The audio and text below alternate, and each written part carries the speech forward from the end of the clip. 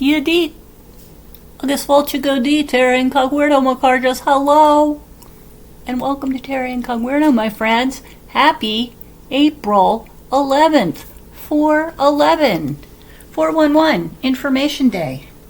So let's get some information today. I'm going to talk to you today about past lives. I wore my Irish shirt in sympathy with my my past lives memories, and what I really wanted to kind of discuss is, do we have past lives, or do we experience genetic memory? I guess I always, pretty much always, from the time I was little, believed in past lives, because when I was born and in my crib, the things that I remember thinking about the most were past lives. The few that were in my head when I was born, I remembered being a very small, rotund native woman who lived at the base of Machu Picchu, and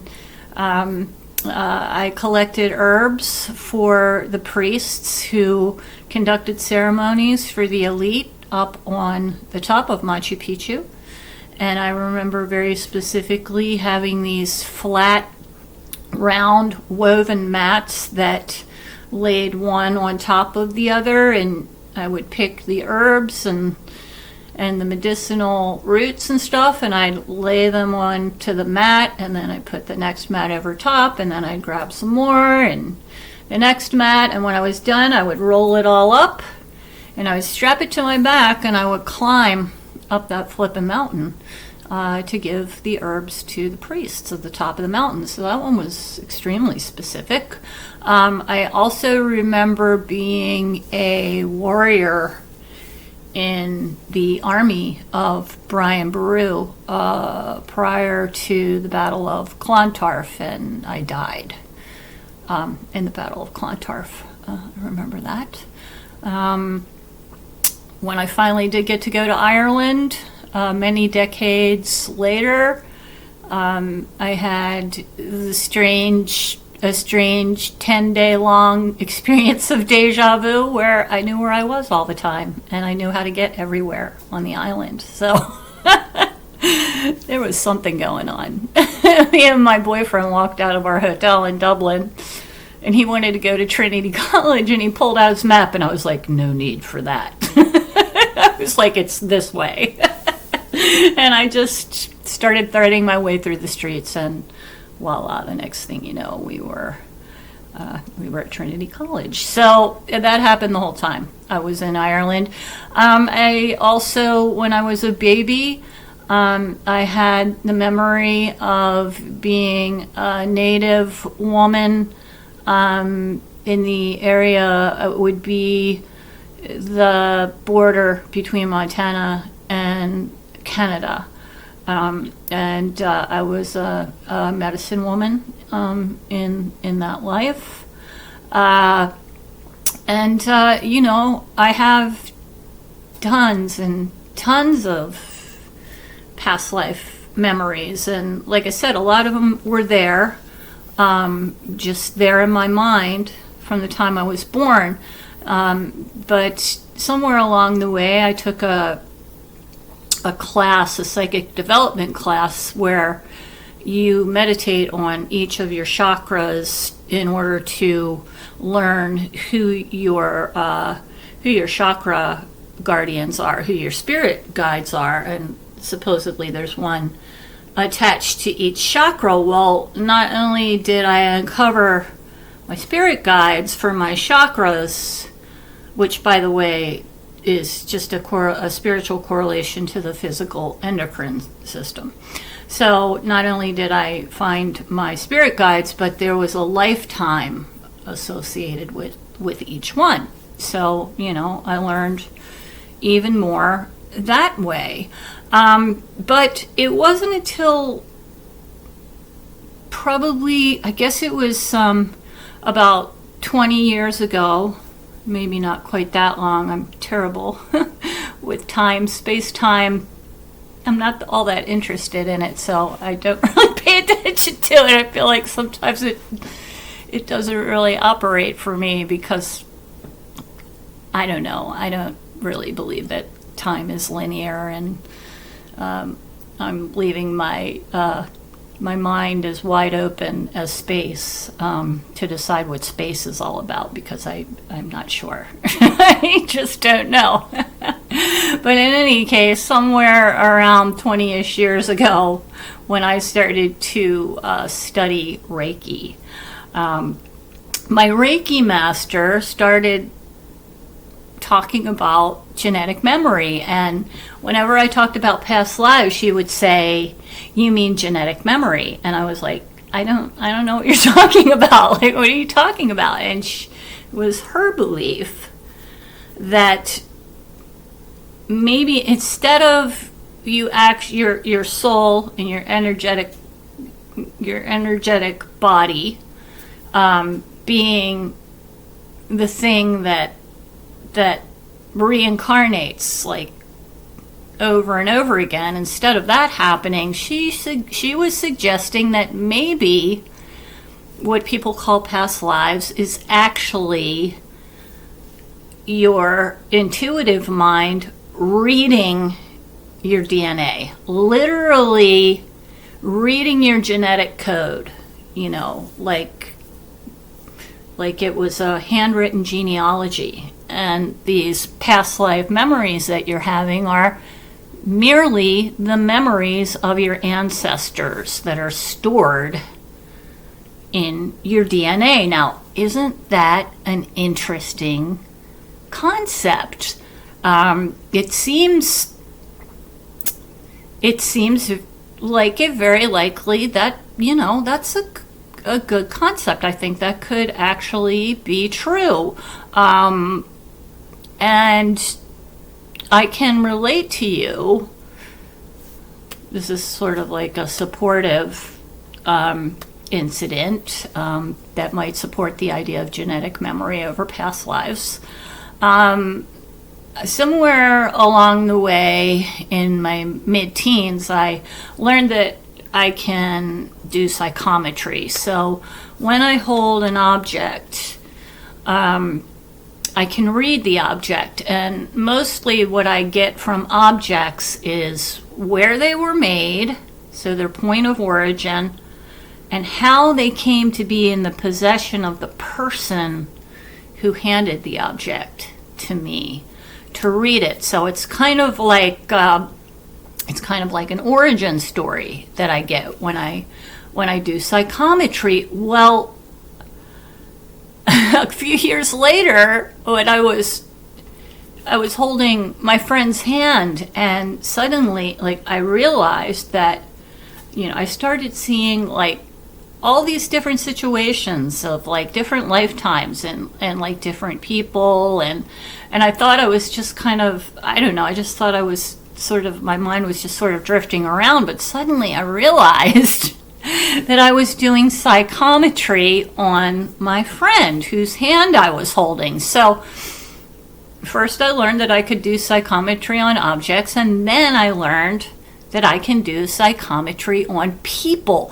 And when I do psychometry on people, I see their past lives. Now, am I seeing their past lives, or am I reading their genetic code? Again, I am not sure, but what I find interesting with this is that if you ask people about their past life memories, and then you ask them, what are your nationalities? Where, what's your genetic heritage? Where are your people from? What parts of the world? You will often, almost 99% of the time, 95, let's just go with 95% of the time, we're going to say that people will tell you they have past life memories that match up with their genetic heritage. And isn't that interesting? And that would very much support the idea that we're not remembering past lives, but we are, in fact, just reading our genetic code, and we're having ancestral memory. So I myself have lots of past life memories, and some of them match up with my genetic ancestry, and some of them don't. So, but then my thought goes to, how far back in your genetic code is, if you get if you get your DNA run and you get that test done from ancestry.com or wherever, and they tell you where all your genetic markers are.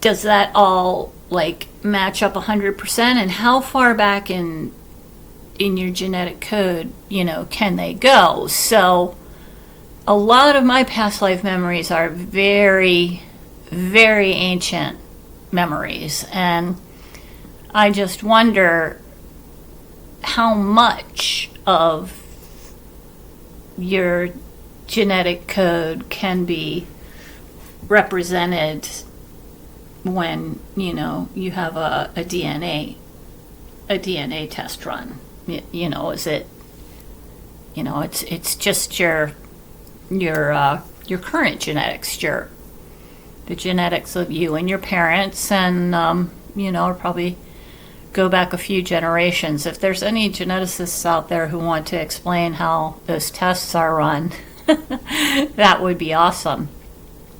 But for today, I would like all of you to consider that and consider and compare what past life memories do you have, and do they match up with what you know about your genetics?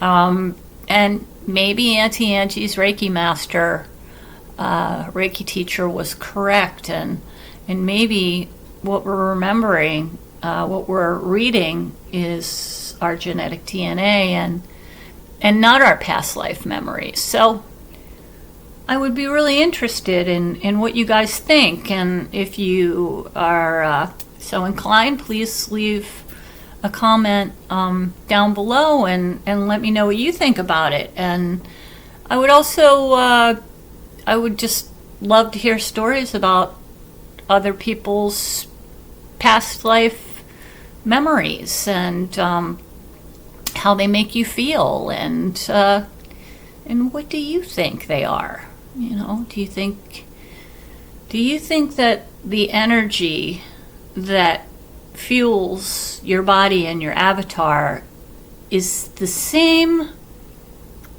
quantifiable energy that moves from lifetime to lifetime into another body?